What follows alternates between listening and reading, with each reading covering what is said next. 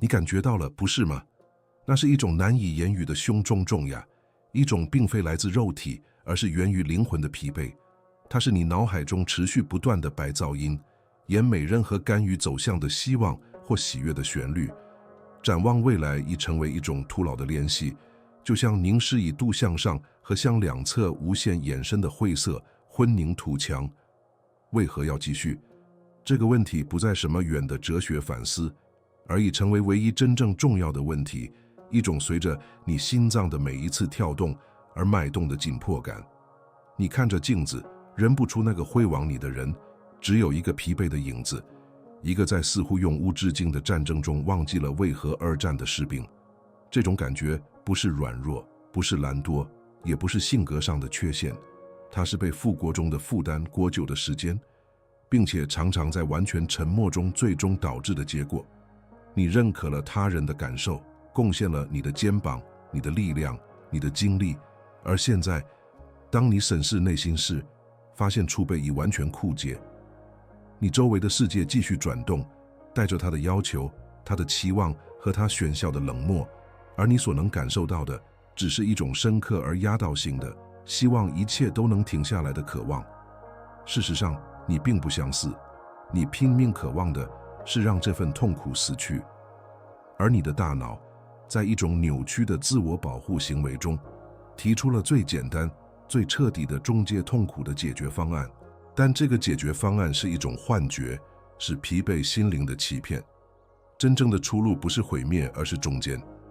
你现在所感受到的是一个信号，是所有信号中最清晰、最痛苦的一个，表明你当前的生活结构、你的心智和你的信念已经崩塌。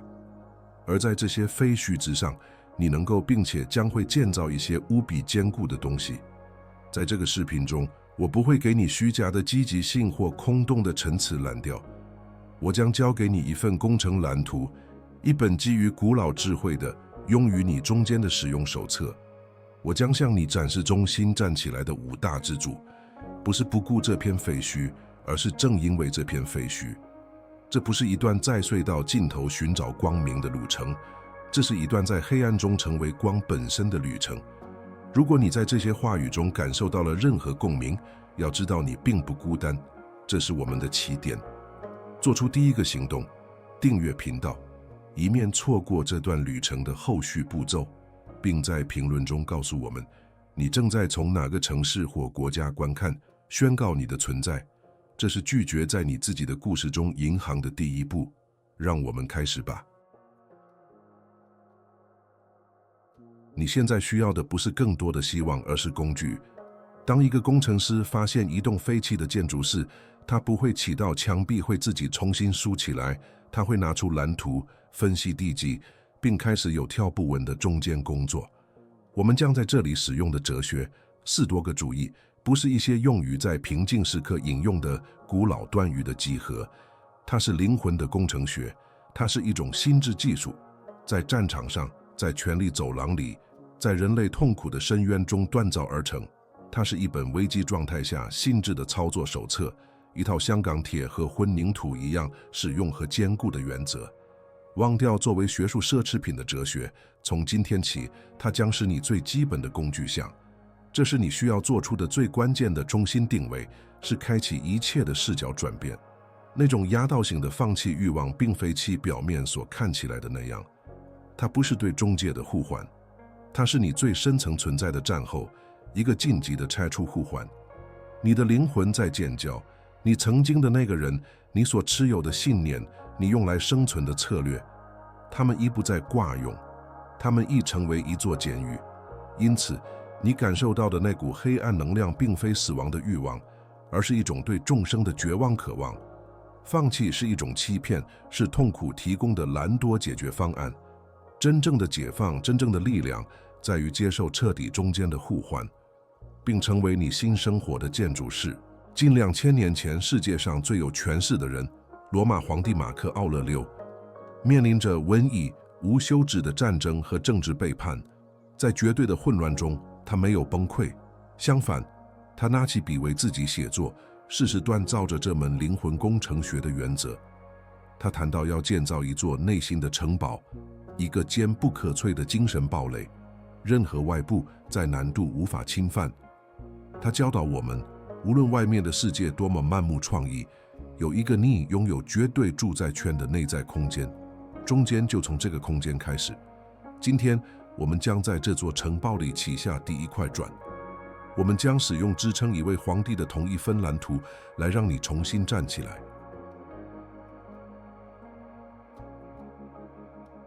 一位工头到达一片废墟现场的首要任务不是建造，而是观察。他需要进行盘点。他在洼砾中平静地行走，将无用的废料与可以重复利用的记事分开。这是你的第一个任务。你需要学会将你是谁与你的痛苦分开。你的痛苦是真实的，你的苦难是合理的，但它们不是你，它们是时间，它们是你意识天空中飘过的乌云。你不是云，你是天空，这一区别是所有自由的开端，这是主张你力量的第一个行动。此刻，你的大脑是一台制造在男性虚实的机器，它产生诸如“我是一个失败者，永远不会有任何事情顺利，我再也受不了了”之类的想法。内心冲突的产生是因为出于习惯，你相信这些想法是命令，是绝对的真理，你与它们融为一体。斯多哥的观察时间是你打破这种融合的工具。想象自己坐在一条河的岸边，每一个痛苦、绝望、自我批评的想法都是漂浮在水流中的一片鞋子或一根树枝。你的任务不是跳进河里与水流搏斗，你的任务只是坐着观察鞋子飘过。那是我是一个失败者的想法有意思，然后你让它吃去。这种联系在一开始极其困难，因为你的思维沉迷与认同的戏剧性。他想让你相信每一个负面想法都是需要你全部合理及关注的国家晋级状态。他用你最痛苦的记忆和你最深的恐惧作为诱饵，尖叫着要求你的注意。抑制这种冲动是你作为建筑师的第一个训练。你正在学习选择性冷漠的艺术。你不是在压抑这个想法，也不是在否认它，你只是拒绝赋予它定义你现实的力量。你正在成为你精神空间的守护者，决定是要值得进入，什么必须留在外面。再次思考那位建筑师，他看着一根断裂哨角的横梁，他不会感到断裂和哨角，他只是在他的蝎子瓣上记下木梁受损、丢弃。他以一种有条不紊的平静来做这件事，没有情绪化的判断。这正是你应该对待你无用想法的方式。当你的头脑说你永远也走不出去时，你不要亮慌。你，这位建筑师，拿起你的精神蝎子瓣记下，在男性想法重复模式不适合作为建筑材料。然后呢，将这毅力转向你周围仍然存在的坚固石头。这第一个支柱的结论是获得精神上的自主权。通过练习超然的观察，你在刺激、痛苦的想法和你的回应之间创造了一刹那的空间。在这小小的空间里存在着你全部的力量。在这个空间里，你不再是你自己思维的被动奴隶，而成为它冷静而神圣的主人。你不再是废墟，你是观察它的沉默意识，是计划中间的智慧。这是建造你内心城堡的第一步。你已经划定了边界，并担任了哨兵的岗位。当你持续练习这个事，会发生什么？绝望的声音开始减弱，它可能仍然会出现，但现在听起来像另一个房间里凋谢不良的兽音机，而不是你脑海中或惊惊爆的震耳欲聋的声音。你开始意识到，你的大部分痛苦并非来自你生活中的事实，而是来自你对他们不间断的负面解读。通过将事实与虚构、信号与噪音分开，你耗尽了痛苦的力量。你不是在修复废墟，你是在清理场地，而一块干净的场地是任何坚固耐用的新建筑的首要要求。记述艾比克泰德的话，他是一位从努力成为最受尊敬的4多个哲学家的之一。困扰我们的不是时间本身，而是我们对时间的判断。这句话是你新的拆除工具。对于出现的每一个想法，问问自己，这是一个客观事实，还是一个判断？一个我正在告诉自己的故事。未来的枪是一个事实吗？不，它是一个故事。你用横的失败是一个事实吗？不，它是一个故事。通过拆解这些故事，你溢出了构成你监狱的假砖。直接的实际结果是一种解脱感，一开始可能很微妙，但它是真实的。这是放下你甚至不知道自己一直提罩的行李箱所带来的轻盈。这是尘埃落定后出现的清晰，你开始呼吸得更深一些。你意识到，即使在废墟之中，你的核心部分仍然完好无损，平静且未受伤害。这个核心是观察者，这个核心是建筑师。既然你已经找到了它，它将成为你接下来一切的智慧中心。现在你已经清理了一小部分场地，头脑会忆起旧有模式，试图看清前方人物的艰巨性，并陷入恐慌。我怎么可能中间整个人生？这是不可能的。这是引入第二个支柱的时刻，掌控最小值。建筑师知道，一座大教堂不是一次建成的，它是一块转一块转地建成的。因此，你的任务不是中间你的人生，你的任务是完全绝对的掌控接下来的5分钟，其他一切都不重要。未来是一个抽象概念，过去是一个幽灵，唯一的现实是此刻以及你在此刻的行动。这里的内心冲突是对抗因人物国中而产生的瘫痪。绝望以你痛苦的全净土为食，他想让你同时思考你所有的问题，你所有的损失，你所有的义务。这会压垮你，并让你相信任何行动都是徒劳的。掌控最小只是你的解药，这是彻底缩小你焦点的行为。忘了明天，忘了下一个小时。在这个确切存在的平方厘米内，你能毫无疑问地控制什么？也许只是在椅子上坐直的行为，也许是可以低声呼吸3次。比喻是地基的第一块砖，它可能看起来不起眼，没有人看着一块砖就能看到一座堡垒，但工头知道整个结构的坚固性取决于那第一块砖铺设的完美程度。你的首要任务不是感觉更好，不是找到目标，不是解决你的问题，你的首要任务是喝一杯水，是整理你的枕头，是恢复一条信息。这是一个如此知晓、如此可控的行为，几乎不可能失败。在每一个微笑的成功中，你都在向你的大脑发送一条信息：我仍然在掌控之中。通过这样做，你破解了你大脑的奖励系统。每一个完成的小动作，无论看起来多么微不足道，都会释放以及微量的多巴胺，这是激励和成就感的神经递质。你正在字面上重新配置你的神经化学，不是用积极的想法，而是用你自己自主权的具体证据。整理床铺不会解决你的存在危机，但它证明了你有能力将一小部分混乱转化为秩序，而这个证据就是你心底即将有之构成的材料。你正在建立一种能力的石头，从绝对的零开始。这个支柱的结论是重新发现你的行动力量。你打破了无能为力的魔咒，抑郁和绝望在被动中滋生，在那种你感觉自己是环境的无助受害者的感觉中。通过掌控最小值，你将自己重新定位为原因，而不仅仅是结果。你是行动者，你是铺设砖块的手。你不再等待动力神奇的出现，而是开始通过微观尺度的记录来产生它。继续下去的一直不是你找到的东西，它是你建立的东西。一次一个行动，这个原则对斯多葛派来说至关重要。他们称之为我们控制范围内的事物。他们认为人类大部分的不快乐来自于试图控制我们无法控制的东西，他人的意见、经济、过去，而忽略了我们可以控制的东西，我们的行动、我们的思想，我们在当下的选择。通过只招的专注于掌控最小值，你正在一起最纯粹、最强大的形式是坚斯多葛主义。你正在放弃与无法控制之物进行令人沮丧的战争，并成为你自己小王国的至高无上的主人。想象一个迷失在浓雾中的人，他看不见前方的山，也看不见回去的路。恐慌会是自然的反应，但是训练有素的幸存者会怎么做？他忽略雾，他看着地面，直接看着自己的脚，他只专注于迈出下一个安全的步伐，然后是下一个，再下一个。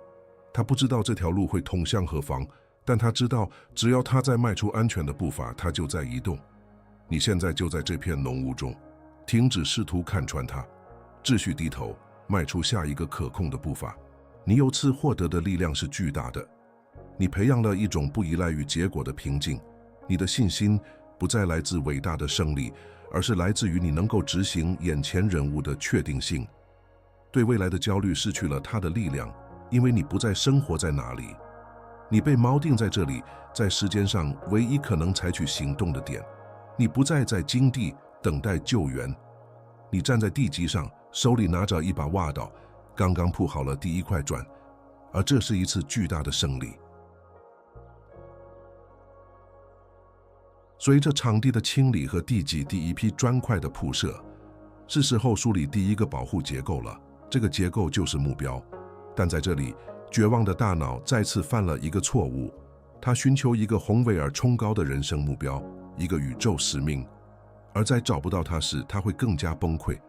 因此，第三个支柱不是关于找到你人生的目标，而是关于为接下来的24小时创造一个目标。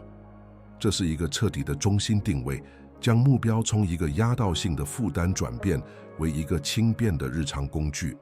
内心冲突是犬儒主义和冷漠的声音。他说：“有什么意义？这一切都无关紧要。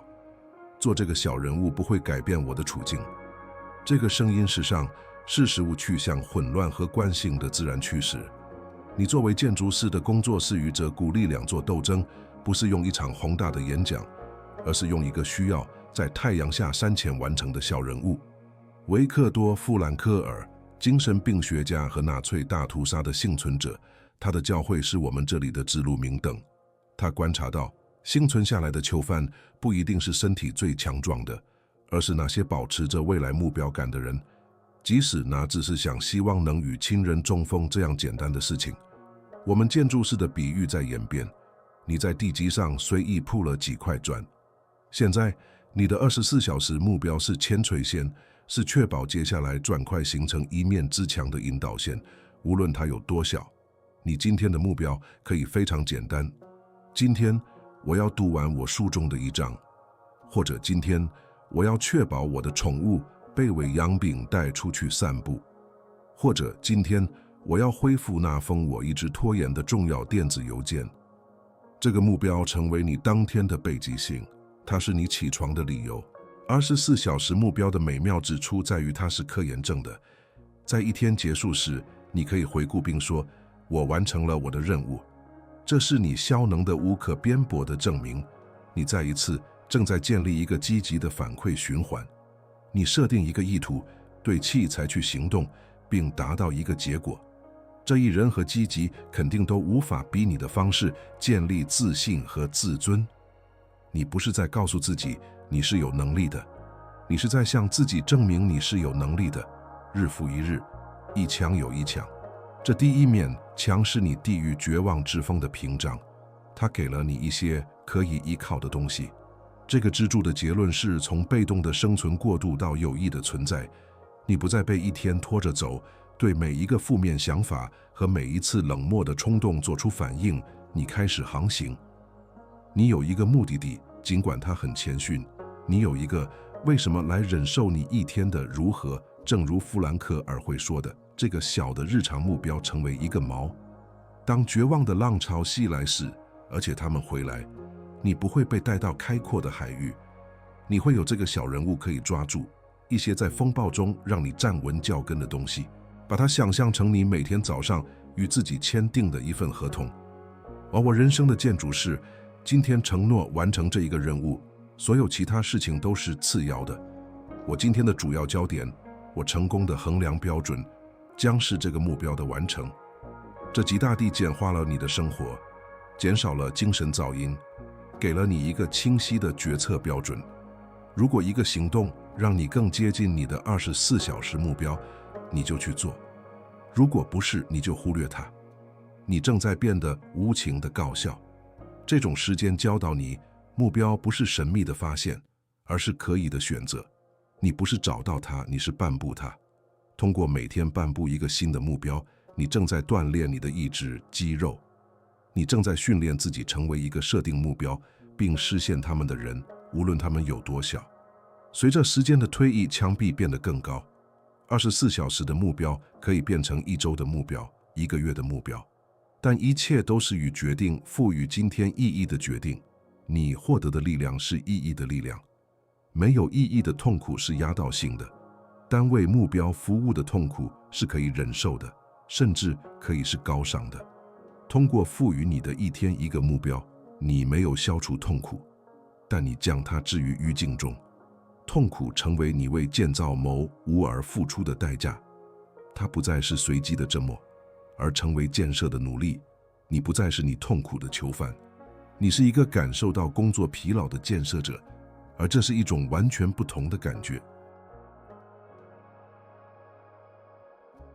到目前为止，我们专注于当下的行动和思想，但有一个幽灵萦绕在每一个废墟的工地上：过去、痛苦、错误、不公、创伤。第4个支柱是最困难的，但也是最解放的。它是安装将支撑整个建筑的钢结构。热爱命运，一个由你才推演的4多个概念。这并非是要喜欢发生在你身上的事，而是要如此彻底地接纳它，以至于你不会希望它有所不同。因为正是那个时间，是你成为能够中间自己的人。内心冲突是我们对痛苦的深刻而正当的抗拒，头脑想要反抗。这不公平，为什么是我？要是那件事没有发生就好了。这些想法就像毒药，让我们被困在一个无法改变的过去。热爱命运是解药，它是彻底接纳你生活中的每一个时间，特别是最痛苦的时间，都是构成现在你的配方中必不可少的成分。它是停止与现实做斗争，而是将其用作原材料。这是终极的炼金术，将痛苦的钱转化为力量的金。这里的建筑是比喻至关重要。想象一下，一场地震摧毁了城市。平庸的建筑是诅咒地震，哀悼到它的建筑，并梦想一个没有地震的世界。然而，大世纪的建筑是行为不同。他研究的针解式的短层线，他分析那些结构失败了以及为什么。然后他说：“谢谢你，地震，你向我展示了我之前设计的弱点。现在我确切地知道我需要在哪里加固。我将建造一些下一场地震无法推到的东西。你必须学会感谢你个人的地震，这就是练习。看看你最大的痛苦，你毁灭的原因。不要问为什么这会发生在我身上，开始问这为我带来了什么可能。也许这份痛苦给了你一种你之前没有的深刻同理心，也许它摧毁了一条并非真正属于你的生活道路，迫使你寻找一条新的道路。也许它解释了你就有信念的脆弱，给了你建立一个不可动摇的人生哲学的机会。你不是在为痛苦辩护，你是在利用它。你正在收获隐藏在其中的力量。这个支柱的结论是从怨恨和悔恨的重复中解脱出来。这些情绪是将你锚定在井底的锚。通过联系热爱命运，你切断了锁链，你停止将你宝贵的精力浪费在于过去的战争中，并将其中心导向建设你的未来。你将你的伤疤融入你的身份，不是作为伤害的标记，而是作为你人性的证明。他们成为你星面与地震，从中学习，并且现在正在更聪明、更强大地建设的见证。想象塞涅卡，伟大的4多个派之一，他被流放，面临亲人的丧失，并被尼禄皇帝强迫自杀。在他的心中，他没有抱怨，相反，他写到你惊世美地展示自己的机会。他将挑战视为教斗士教练看待一个有价值的对手，一个测试和磨练他技能的机会。你必须开始以同样的方式看待你过去的痛苦，那不是惩罚，那是你最严酷的训练场。他为你现在手头的任务做好了准备。彻底的接纳不是被动，相反，它是至高无上的权利行为。它意味着接受事实的原貌，这样你就可以清晰地对他们采取行动，摆脱希望事情有所不同的愿望的扭曲。你听之于现实争论，你赢不了那场争论，相反，你与他结盟。你对宇宙说，无论你给我什么牌，我都会尽我所能打好这手牌。这让你立于不败之地，因为你的内心平静不再依赖于有利的外部环境，结果是一种深刻的平静感和不可动摇的力量。当你停止与你的过去做斗争时，大量的能量被释放出来，你变得更轻。你看着你的废墟，第一次，你不仅仅看到痛苦，你看到了你新堡垒将被建立的神圣土地。每一块破碎的石头都讲述着一个故事，不是失败的故事，而是生存的故事。而呢，这位建筑师通过在一些宏伟建筑的地基中使用这些相同的石头来尊重这个故事。过去不再是你的监狱，它已成为你的蓝图。你开始理解障碍即是道路，本应摧毁你的痛苦，变成了你用来锻造自己的确切工具。是锻炼中的阻力塑造了肌肉，是压力将碳转化为钻石。你停止逃避困难，开始照它前进，知道哪里才是成长的所在。这是自我建筑师的心态。他不祈求更少的挑战，他请求更多的智慧和更强的材料来面对他们。你的人生故事不再是一场悲剧，它变成了一部事实，一个关于跌倒和崛起的故事。而你是这个故事的英雄。通过拥抱发生的一切，你变得完整。你不再有需要隐藏或拒绝的自我部分。每一篇光明与黑暗都被整合到新的结构中。而这个用热爱命运的钢筋加固的结构是真正放真的，因为它不是不顾你的痛苦而建，而是用它来建的。你清理了场地，打下了地基，竖起了第一批墙壁，并用钢筋加固了结构。工程正在推进。第5个也是最后一个支柱，是为整个项目最终画上圆满句号的行动。是建筑师签署最终蓝图的时刻，承担全部责任并致力于远近。这个支柱是关于与你正在成为的我将生活在你正在建造的这座新堡垒中的我垒，锻造一份有意识的合同。这是一种承诺和身份的行为。最后的内心冲突是救我的诱惑，绝望的熟悉感，矛盾地可以是舒适的。回到废墟很容易，你认识每一块碎石，每一个黑暗的角落。建造新的东西需要努力、警惕和信念。会有那么几天，放弃工程，干脆躺在洼砾中的愿望会非常强烈。建筑师的合同是你对抗这种诱惑的防御。它是一份文件，一份你承诺的书面提醒，你可以在怀疑和软弱的时刻查阅。比喻是字面上的那一张纸，不要大字手写。大脑和书写的手指间的物理联系是强大的。在顶部写上建筑师的合同，然后写一句话，一个对你未来自我的承诺。可以像这样：我承诺每天继续铺设一块砖，无论多小，以建立一个充满力量和目标的生活。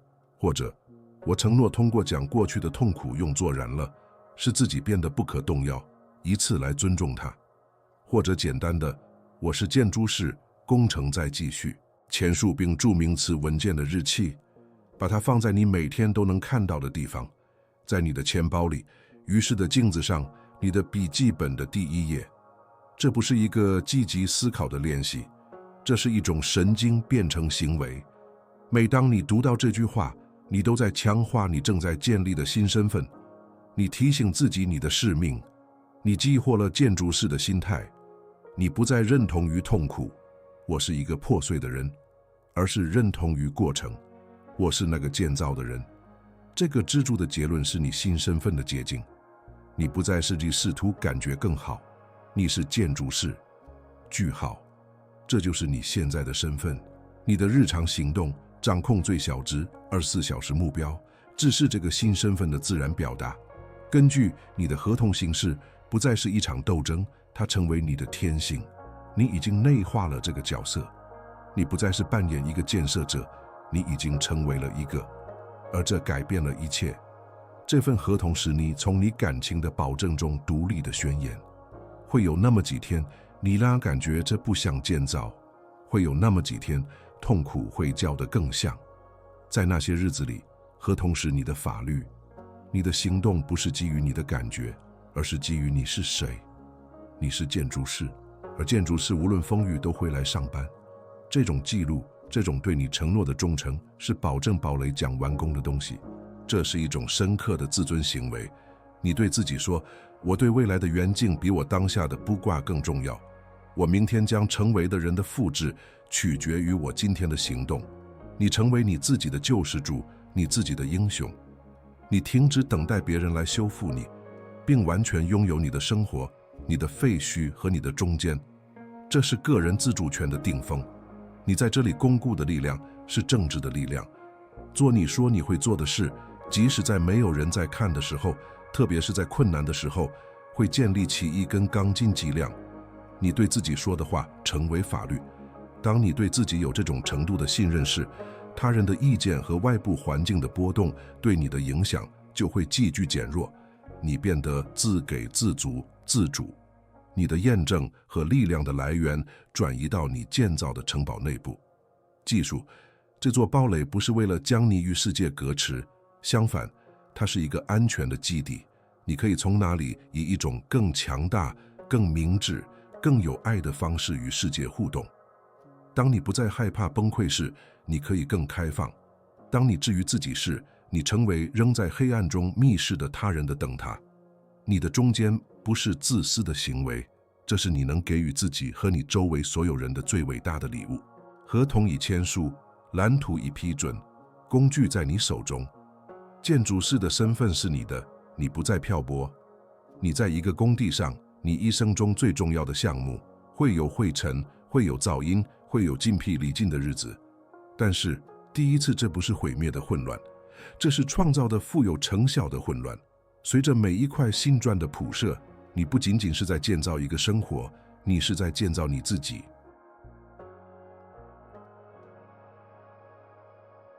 这段视频的旅程到此结束，但你的工程真正的工作才刚刚开始。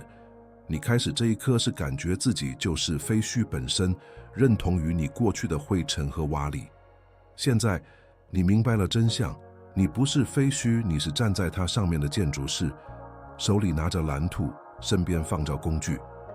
我们走过了5个支柱，盘点一将自我与瓦砾分开，建立在掌控最小至上的地基，用24小时目标竖起的第一面墙，在彻底接纳中短造的钢结构，以及最后与你未来自我签署的合同。理论已经交付，现在时间开始了，它要求你的第一个建设行动。作为你自己生活的建筑师，你的第一个任务从这一秒开始，不是明天，不是1小时后，现在去评论区写下那句封存你承诺的宣言，写下我是建筑师。请理解，这不是给我或有关算法的评论，这是你新地基的第一块实体砖，这是你的合同在公众面前签署，这是你对你的生活、你的痛苦和你的中间的所有权宣言。每一个写下这句话的人都在加入一个沉默的建设者军团，这些人像你一样拒绝让他们的废墟成为故事的结局。现在就做，宣告你的新身份。在你发表声明时，加上我看到了最后这句话，这将让我们能够认出彼此，那些治理与完成整个工程的建筑师。如果这个信息在你心中引起了共鸣，如果这个项目给了你一丝力量的火花，那么就点个赞来记录你的存在，并订阅，以免错过我们将分享的任何新工具。最后，向一个人，一个你知道可能正处于自己废墟之中的人，默默地分享这个视频，不仅仅是发送一个连结，它是将一份蓝图从监狱的门下划过，是在需要的人的门键上留下一件工具。要坚强，现在开始建造吧。